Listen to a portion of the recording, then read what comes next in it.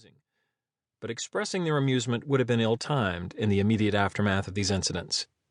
So onlookers quickly averted their eyes and wiped already dried dishes or mixed well-stirred pots. Clearly, a boy who was 8 or 10 or 12 years old should be able to pour his own drink with more than a 50% chance of success. Yet, my mother found a way to say the best thing possible after these public blunders. "That's all right, Ty, we just need more practice." Practice was a word that was in heavy rotation in our household, especially as it applied to life skills, which was also in heavy rotation. My parents were remarkably patient with my clumsiness during routine social situations, but they must have privately felt a growing concern as they watched dozens of my life skills fall further into the developmentally delayed range with each passing year. They knew the social immunity I had been afforded as a young child was due to expire when I entered the ruthless world of junior high school. Yet some of my non-social abilities were advanced for my age. I had a propensity for doing long division and multiplication problems in my head. I found it easy to memorize random facts such as the earned run averages of National League starting pitchers. Although I was a walking baseball statistics encyclopedia, I routinely forgot to bring my baseball mitt to Little League games, or remember that it was my turn to bring the snacks and drinks. As I got older, my parents observed that my peers were starting to cast quizzical glances my way when I stood empty-handed when it was time for the post-game refreshments. My social missteps never arose from malicious intent, and they were generally innocuous mistakes.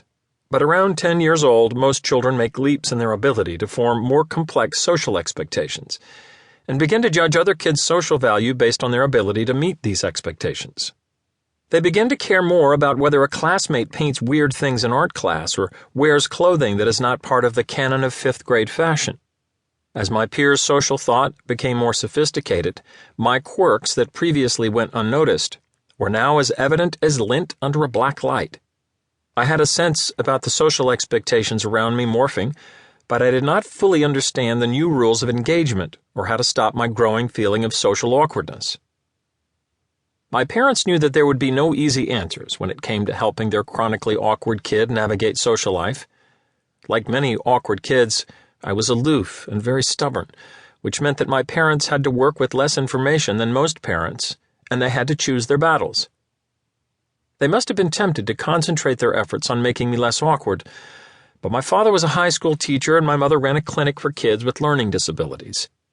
Both of them had seen well-intended parents or teachers inadvertently discourage children's passionate interests in their pursuit to make them closer to normal. My parents did a remarkable job throughout my life dealing with the unusual challenges they faced with a kid who was awkward, stubborn, and very private. In hindsight, I can see that my parents decided to take an ambitious approach to my socialization. They instilled a mindset in me that still guides my social deliberations in adulthood, and that is best phrased as a question: how do you fit in without losing yourself?